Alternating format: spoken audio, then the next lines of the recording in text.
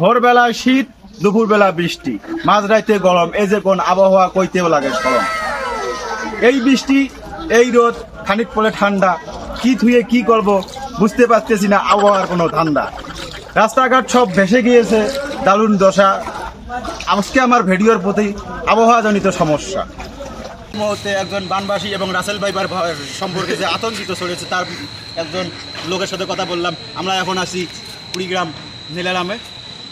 আজাদ, কদু Azad, next report আজাইলে TV. দেখতে পাচ্ছেন সাম্প্রতিক যে ভারত থেকে দাদা বড় দাদাদের মায়া চেক করে বাংলার সবুজ শ্যামল ইয়েতে রাসেল ভাইবার চলে এসে তা এখন ধরা পড়েছে। এটা তাজা খবর, আমরা এখন শুনবো তারা কিভাবে এটাকে ধরলো। আমরা এখন জানবো তারা কিভাবে সাপটাকে ধরলো। আসেন আমরা। আচ্ছা ভাই, আপনারা যে সাপটাকে ধরলেন এটা আসলে কিভাবে, কোথায় পেলেন? আরে সাপটা ছিল আগে ঘরের থেকে যে বাসার ছবে, হ্যাঁ ওখানে যে হয়তো এইভাবে সাপটা মারা আছে। তারপর আমরা কতজনের উপরে আঘাত করলেন? এই অনেক জনের লোক আসলো।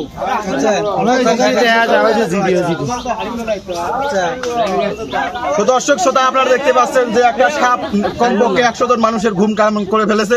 এখন আমরা জানবো। এই যে ভাই, আপনি একটু দাঁড়াবেন। আপনি তো মনে হচ্ছে বন্যা দুর্গত ব্যক্তি, আপনার কি মনে হয়? তা তো বটেই, তা ঠিক আছে।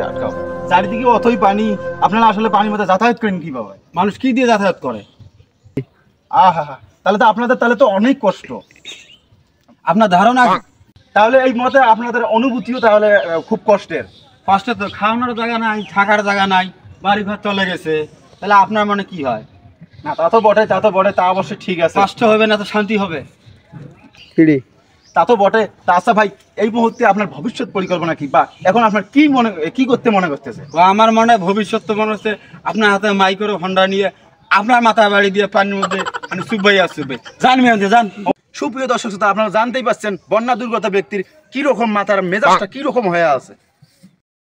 আমরা প্রতিদিনের মতো আজও কিছু আপনাদের সামনে নিয়ে এসেছি হাস্যকর বিষয়। আমরা আসলে জানবো যে মানুষ বড় হয়ে কি হতে চায়। আমরা পেয়েছি এমন একজনকে যেটা স্বপ্ন কি আসলে আমরা জানতে চাবো। ক্যামেরাম্যান ফোকাস করো, আপনি আসলে বড় হয়ে কি হতে চান?